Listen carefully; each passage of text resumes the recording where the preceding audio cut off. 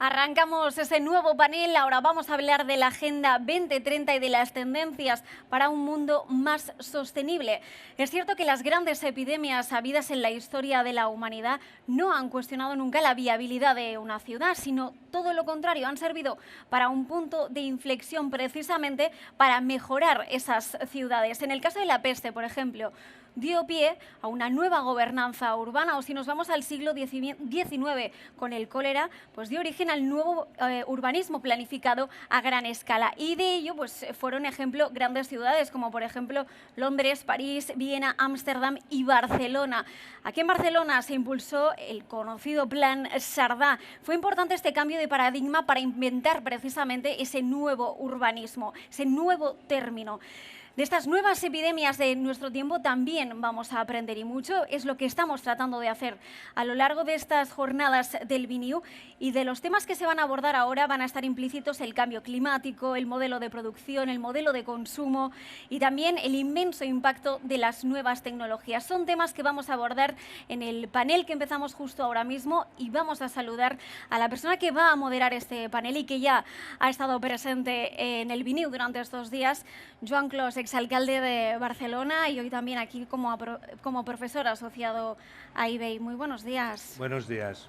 ¿Qué tal está? Pues muy bien. Ya es usted un experto. En el BNIU, experto en el BNIU, sí. Sí.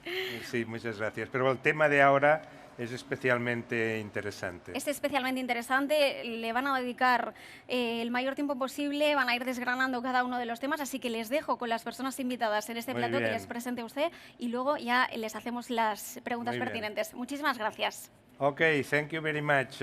It's a pleasure to more or less try to organize this conversation about the effects of the COVID-19 on our cities, and also in relation to how we see the changes that the pandemic can in one manner or in another, bring to our cities, including how the 2030 Sustainable Development Agenda it's going to be altered or accelerated or modified due to the current circumstances.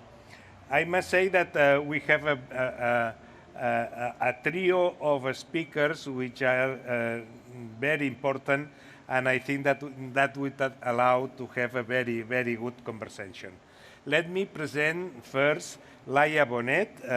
She's the Deputy Mayor of Barcelona, and she's in charge of the Agenda 2030 and the digital transition of the city. She's a deputy mayor, and before being in the political scenario of the Barcelona government, she was secretary of the government of Catalonia from 2007 to 2010. And also she has been member of the parliament, MP, of the Catalan parliament. And she's also deputy spokesperson of the Socialist parliamentary group in the Catalan parliament. But I think that you can provide us some insights about the specifics of the Agenda 2030 in Barcelona and also the digital transition. Also, let me introduce you Albert de Bries, which he is the coordinator of Agenda 2030 from the city of Utrecht. Albert de Bries is a geographer, and he's now occupying the position of the Urban Development Program Manager in the city of Utrecht, giving shape to the new forms of urbanism in that city. He has worked in different research institutes and administrations in the Netherlands, Spain, Latin America, and Asia on a range of topics like mobility, land use, housing, urban economics, land rights and income distribution, etc.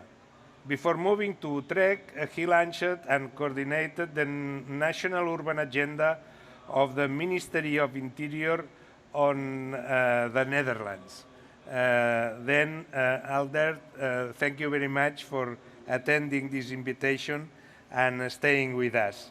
And finally, let me present Shipra Narang Suri, which she is the chief of the urban practice branch at the UN Habitat in Nairobi. Shipra Narang is now the leading person in the technical aspects and professional aspects of urbanization in UN Habitat. He is the first executive under the political level of the governance of the agenda, and she has responsibilities there in UN Habitat in supporting national urban policies, in supporting housing, in supporting the branch of legislation and governance, urban planning and design, name it, public space. Therefore, I think that Shipra, it's a very key person, because now she collects in Nairobi all the inputs coming all around the world on the issues that we are dealing with now. She she did his studies in the UK for 10 years, and she, of course, has long experiences in grassroots organizations all over the world, in Asia, of course, but also in the UK, in the United States, in Europe, and in many places.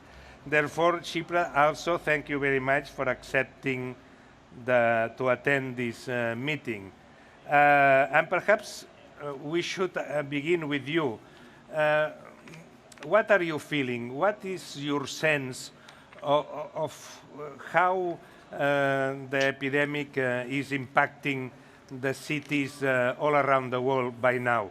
I know that this question is very broad, but please choose yourself in which area do you want to focus your comments. Thank you very much, Dr. Klaus. It's a pleasure to be on the panel with you and with other colleagues from Utrecht and Barcelona. Let me just start by saying that, of course, we've seen that cities are the epicenter of the pandemic. Undoubtedly, maximum number of cases are in cities. The socioeconomic impact is being felt in cities, and it's the urban population which is impacted by the pandemic, by the COVID-19 pandemic. Every pandemic, every crisis in history has shone a light, I should say, on something particular, whether it is the weakness in planning, a weakness in housing, a weakness in infrastructure, and has spurred changes in cities in those aspects. If COVID-19 has spotlighted something, it is a fundamental issue of inequalities in our cities and inequalities in our societies. That, to me, is emerging as the most important lesson learned that we have from the pandemic. Social inequalities, economic inequalities, but most importantly, spatial inequalities. The fact that multiple deprivations are concentrated in particular areas in cities, the fact that your life chances depend on the zip code in which you are born and raised more than anything else. In this case, your chances of surviving COVID, whether in terms of health, in terms of mortality, or in terms of livelihood, or in terms of emerging with your savings intact, depends on your zip code, depends on which part of the city you live in. Some parts of the city experience the impact much more. And obviously, these are the informal areas, the poorer neighborhoods, the overcrowded communities. These are seeing the impact much more. Why? Because they have inadequate housing, because they have overcrowded living conditions, because very often there is not adequate access to water supply, to sanitation, because there is no public space in these communities, because a lot of people living in these communities are relying on informal livelihoods and informal jobs, because they don't have access to healthcare or to school. So naturally, the impacts of the pandemic, particularly the socio-economic impacts and the recovery, is maximum seen in these neighborhoods and in these communities. So if you want to really talk about a sustainable world, if you want to talk about Agenda 2030, if you want to talk about resilience, we really have to talk about the fundamental issue of inequality. Thank That you. to me is the biggest lesson from this pandemic. Thank you very much. A very important point. Huh? Now, Alder, how is Utrecht, in your experience, trying to react to the current crisis? And do you feel that we are in a good position in a well-developed country like the Netherlands to address both the social issues vis-à-vis the environmental issues and the economic issues of the Sustainable Development Goals? Mike, please. Classic mistake. Excuse me. Okay, perfect. First of all, we are, of course, in a very privileged situation that we can spend large amounts of money to mitigate the effects of the epidemic, which can't be done in other cities. So that should be said at the start. But still, we have fears and we have hopes. Fears because inequality rises, because people lose their jobs, because our current production systems do not cope with what is needed for an economy during and after the pandemic. But still, we have hopes, and we encourage our citizens and our companies to embark in a change which was already taking place, but which is accelerating, or we have the means in our hands to accelerate those changes for the good. And I could mention a couple of them. For example, traditionally we have a very segregated way of housing. Nowadays, more and more people and product developers are engaging on different kinds of living together, different households together, different income groups together, in a kind of semi-community form. So we are exploring these kinds of socially more cohesive living forms. In terms of transport, which is very, very interesting. On one hand, we are afraid of not having, public transport not being sustainable because of the fear of the pandemic. At the other hand, there is no way back.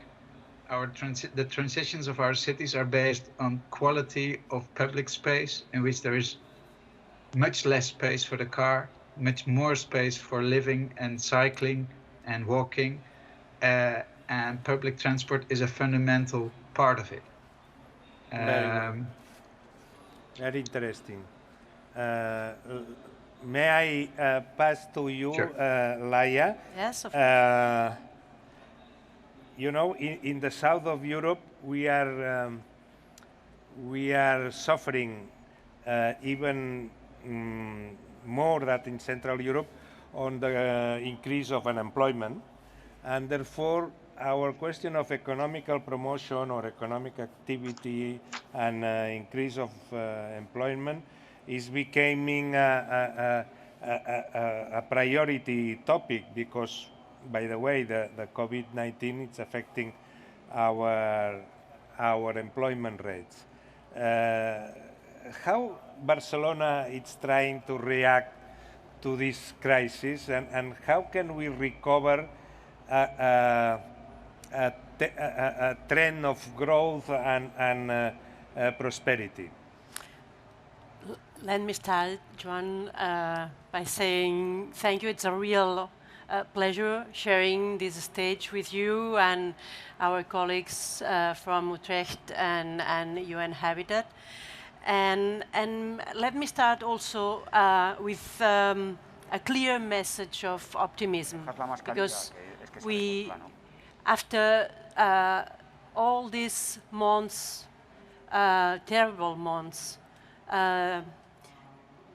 I would say we have started hearing some voices, some relevant voices even, in different media, including the New York Times, declaring the death of cities.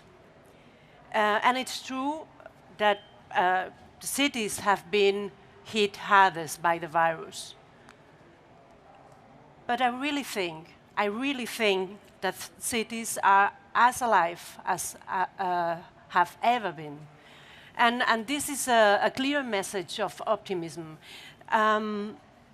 Cities remain spaces for creativity, for community making, for diversity. And in cities we celebrate at the same time the difference that make each of us unique, and the urban life that bring us together.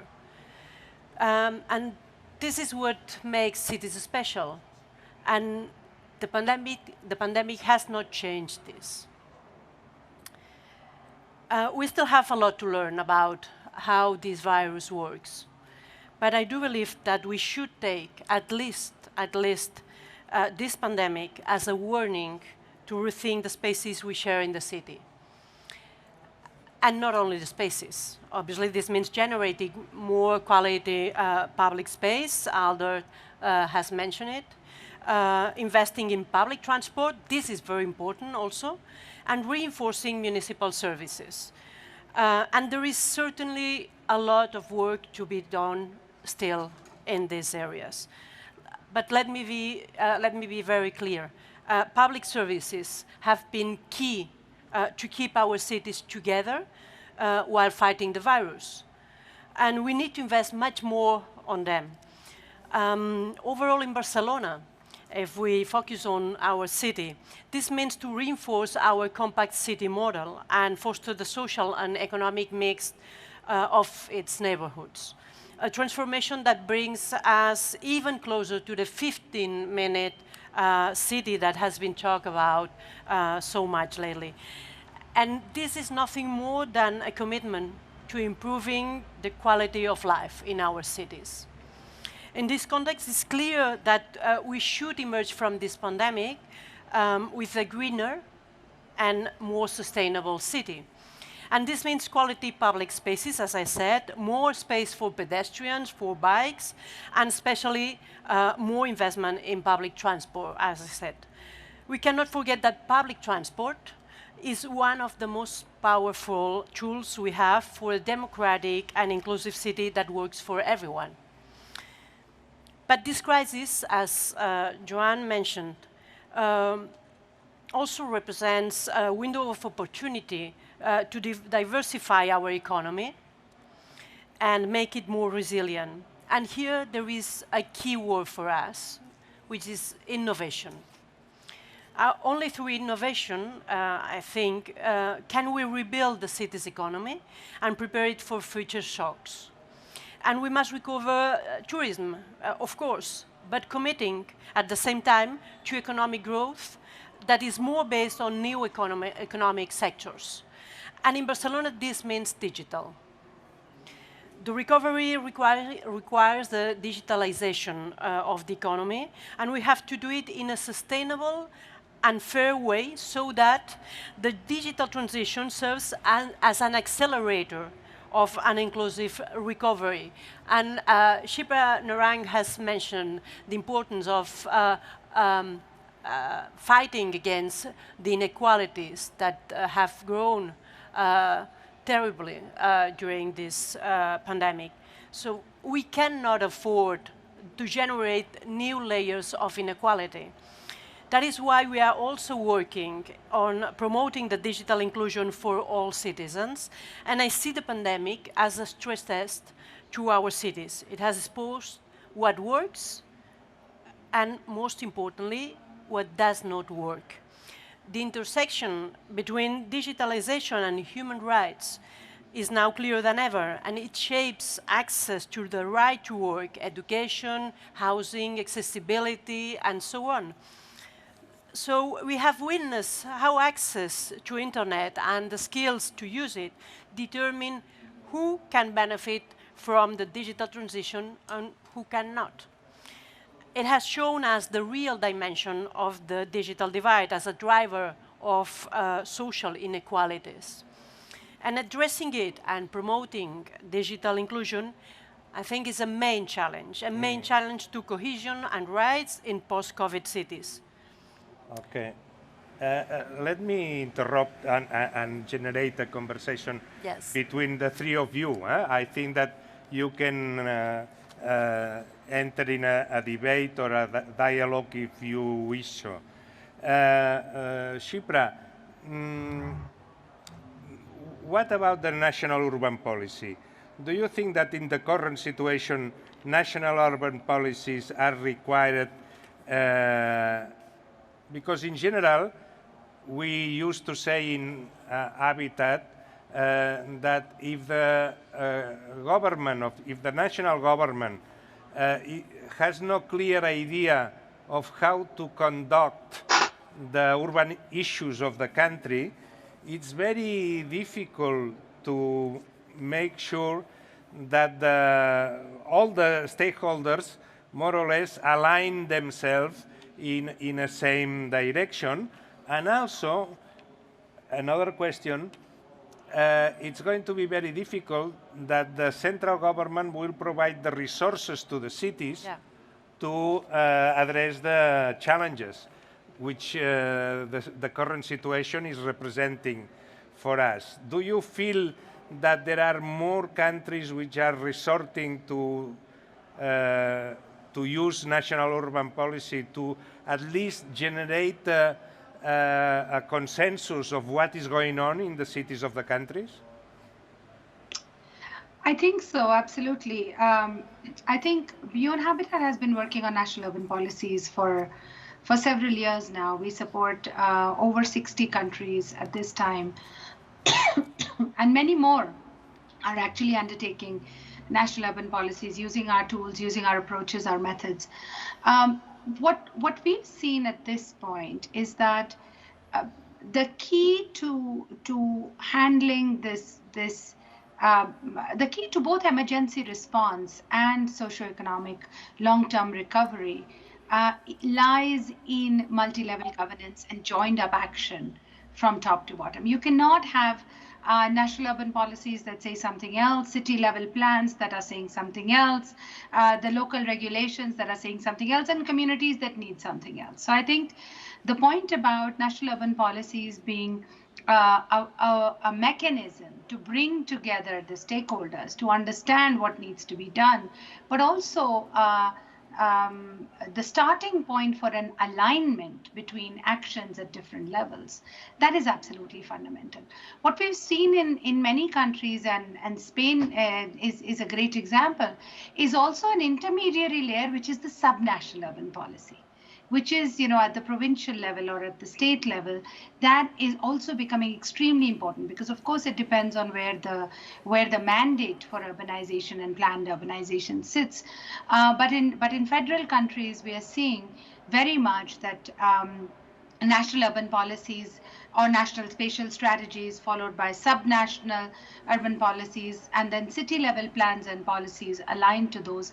That kind of joined up multi-level action, multi-level policy making, multi-level governance really holds the key.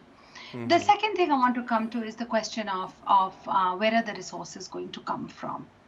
And this is fundamental. Alda talked about it. Laya talked about it. Cities. There is an economic challenge. There are jobs being lost. There are businesses being closed. That also means that taxes are going to go down, tax collection is going to go down. Cities in the richer part of the world, the global north, will, are also feeling it. Imagine what's happening to cities in the global south.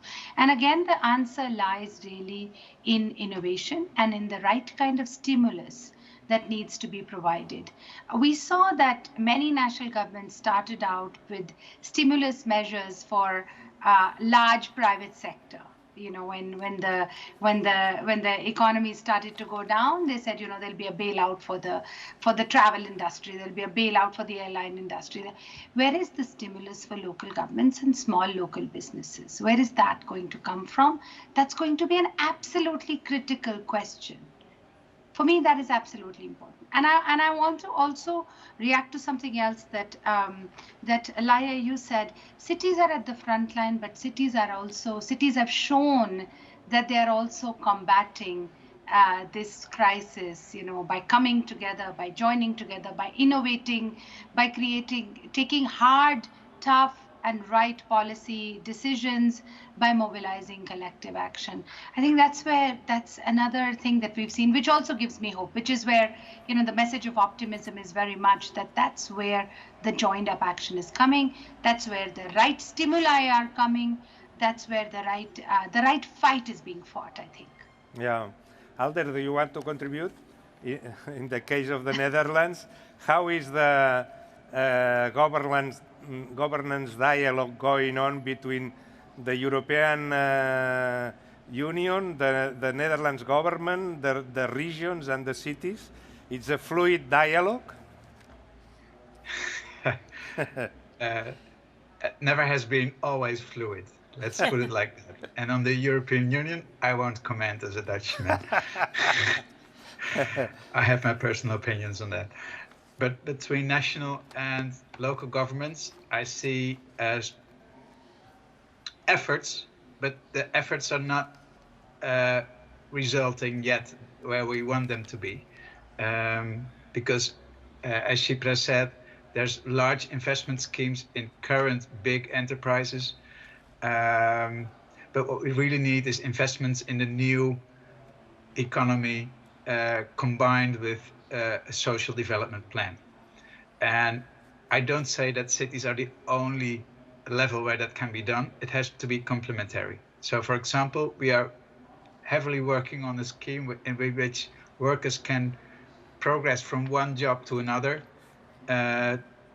from services in restaurants and cafes to services in health, for example. But we need a national scheme for adult education for that. So it has to be complementary, so we can do our job in the city, supported by national government. We're working on it, but at times we are not conclusive about the accents that should be put in the large amounts of money which are being spent today. Yeah, I see a risk here because in the solution of the crisis of 2008, one of the criticisms was that the main beneficiaries of the resolution process were the banks. And it would be dramatic if now, again, the big beneficiaries of the crisis are the big corporations. Then that means that neither in 2008 or neither in 2020, the people has been put in front of the need, because who is suffering now the most as the inequalities that we are seeing appearing in our society is the people with less livelihood means. Therefore, I think that our governance structure should be very careful about this issue and make sure that even the mechanism to recover out of the crisis reaches the people who are in most need, not just... and that comes on top of 3 or 4 decades of neoliberalism, which already has created a kind of normality on less governance, less public institutions, a little bit less welfare state, and more market, and more market. I think that, well, here at the end, there's a political question here. Huh?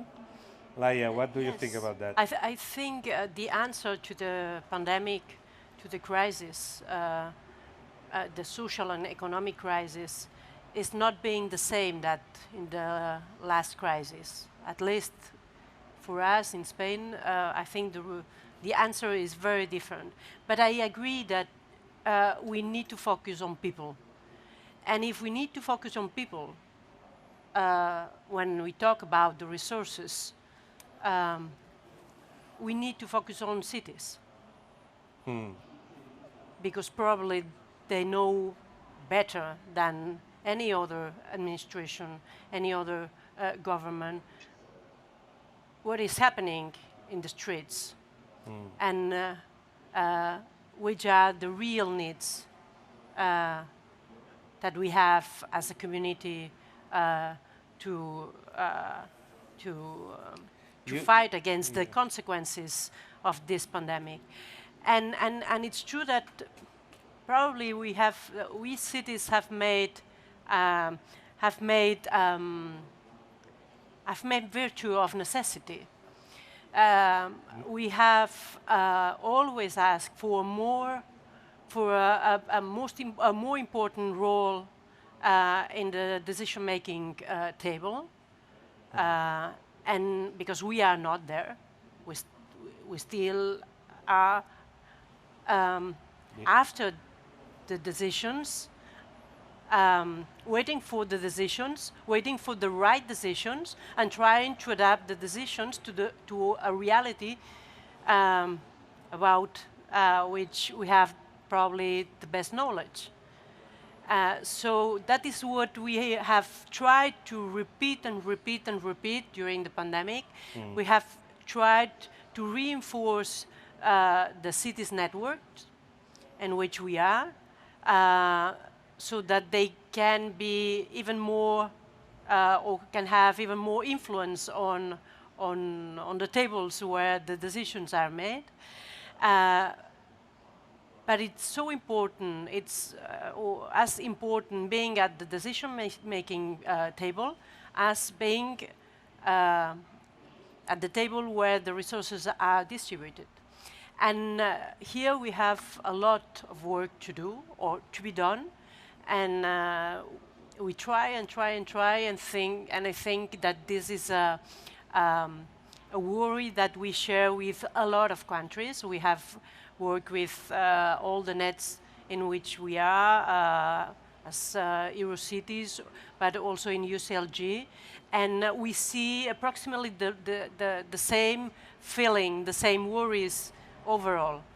So it should be at least a first step to make possible that the message that we receive from the European Union, for example, or from the national governments, that they count on cities to overcome this pandemic, this message become a reality in terms of sharing also the power of making decisions and distributing resources. Yeah.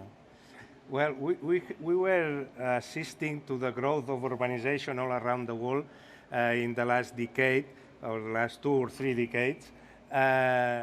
Do you think that the crisis will stop the growth of urbanization around the world?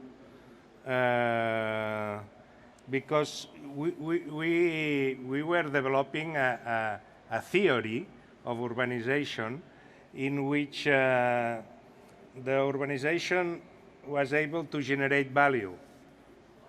Urbanization through the economies of aggregation, accumulation, or scale, whatever, were quite productive.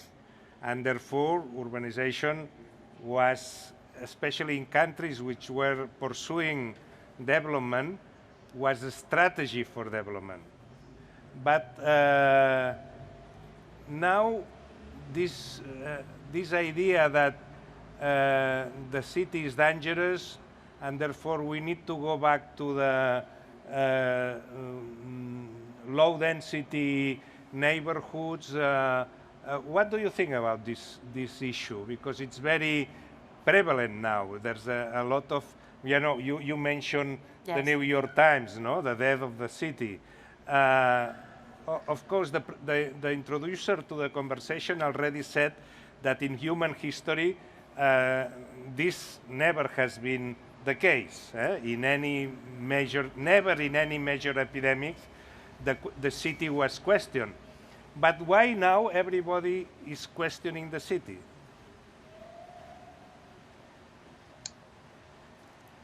Yes, please. This is part of the fear I talked about. Yeah, this is the fear. Yes, same for public transport, what I mentioned. People think at short term, oh, we cannot go on with our investments in public transport because they will not be self-sufficient in 2 or 3 years' times. But if you look ahead, they will be very self-sufficient. People personally have fear to stay together in cities. At this time, that makes perfectly sense. But don't forget that we don't have the right physical settings many times in cities where people can meet. So when we solve that, even in times of fear, people could meet. So I think it's all about encouraging fear versus seeing solutions, because the mainstream of what you said, accumulation, the share of knowledge, which generates economy, that will not change. Chipra. Can I jump in? Yes, absolutely. I completely agree with Albert, but I think it's also what happened in the early days of the pandemic was a very confused, perspective on how it was spreading, right? As Laia said, there are still many things we don't know about it. How is it spreading? Is it spreading when you're sitting 6 feet away from someone, or is it spreading only when you're sitting 3 feet away from someone, or do you need a 12 feet distance? And in that early stage, a lot of this kind of damaging discourse emerged about density, about public space, about public transport, about, so I think about, we can work from home forever for the next, after this, because we've all, so I think a lot of this damaging discourse emerged. And in the last couple of months, I would say, or three months or so, in the second sort of stage of this pandemic, I think there's been a pushback on that discourse. I think there's been a lot of pushback where, and city networks have done a great job. Laia, we work very closely with UCLG and others. They've done a great job in terms of pushing back on this discourse and saying the problem is not density. The problem is overcrowding. The problem is not public transport. The problem is lack of enough public transport. Exactly. The problem is not public space. The problem is lack of adequate and enough and safe public space. The problem is, and the solution to this is not going back to sprawl. It's not going back to single family homes in suburbs.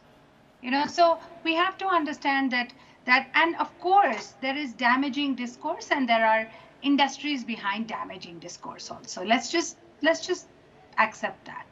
All right. I think we have to combat that discourse.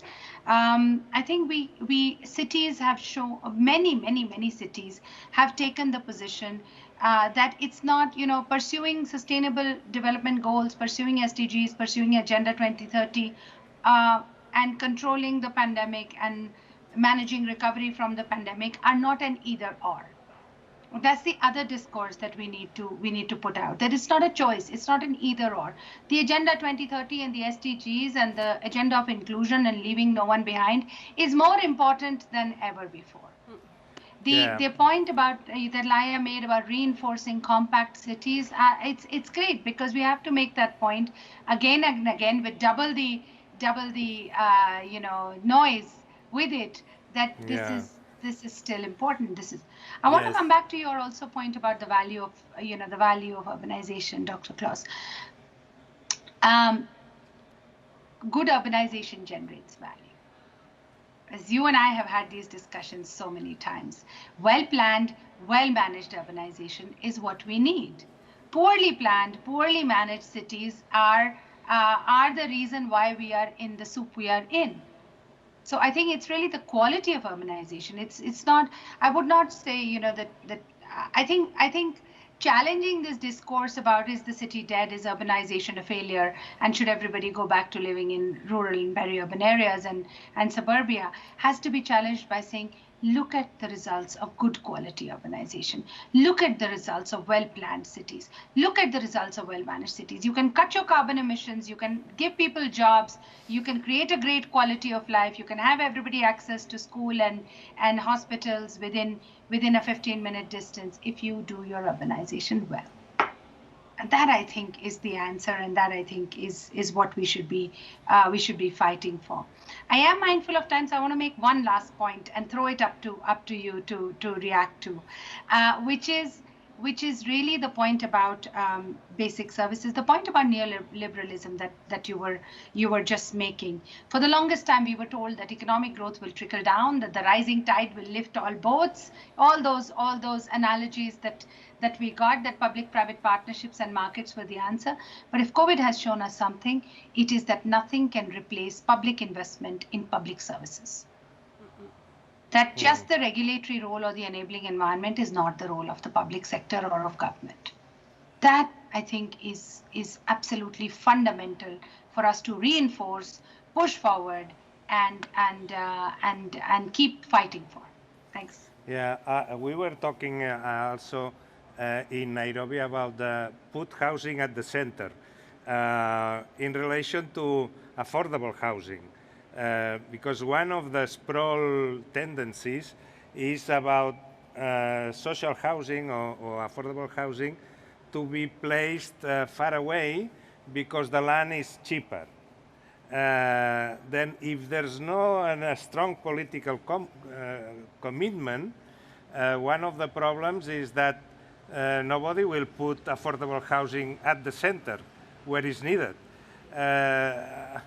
And that remembers me what you just said, that in times of crisis, the public sector needs to lead the crisis, the system of the crisis. Otherwise, we can lose a lot of time just distracted by rhetoric positions, and which unfortunately they are quite common nowadays, because everybody, even politicians, can begin to invent fake news, fake paradigms, fake ideas, and that delays the solutions, which are extremely needed. Do you share that, Laia? I totally agree, and I think that the biggest mistake we could do,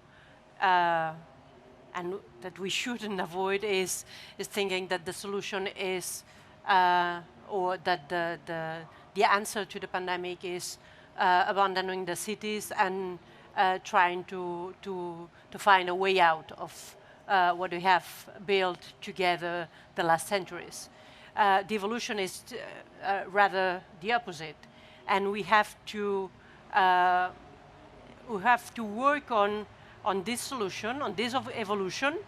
Cities more and more, with more and more people, bigger and bigger, but at the same time with quality of life, which is not impossible. And the only way is investing in public services and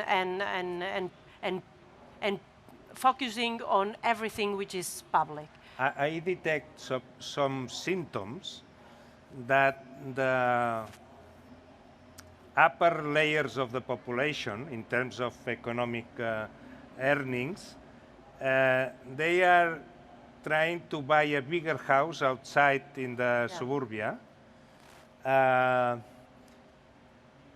because they have the money to do so, and they can pay their own, safety or transport or whatever.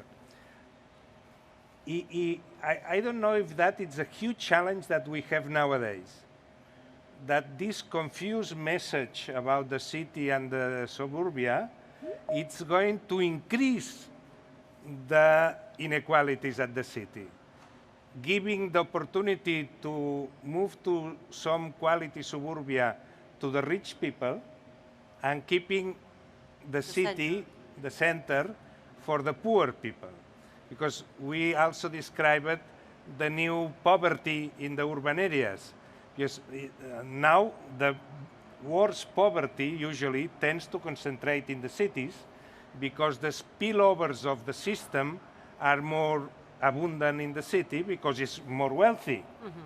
Then I think that we need to be very careful and progressive governments should be very aware of the risk of, without intending so, contributing to a new upper class sprawl, which will in reverse increase the difficulties of the city. Difficulty, the mixed use of the city, the diversity of the city, the conviviality of the different social groups in the city. Then I think that this is a very serious risk that should be mainly studied by the most sensitive governments in terms of social issues. What do you think, Shipra, about that? Completely agree, but I think again the answer lies in looking for the right policies. It's easy for people to buy homes, as you said. Also, rich people move out; they buy homes outside. We go back to the American model of suburban living. But I think really the point is about putting the right policies, putting the right fiscal policies, putting the right planning policies in place to discourage that. Yeah. On one hand, we're saying we want to discourage sprawl, but on the other hand, you have a lower tax rate on single-family homes. How are you going to, reconcile those two things? So I think the answer really lies fundamentally in progressive public policy. By the way, the statistics of the last month sales of Barcelona housing, 90% of the sales have been single house sales. Then careful because this is a very serious question.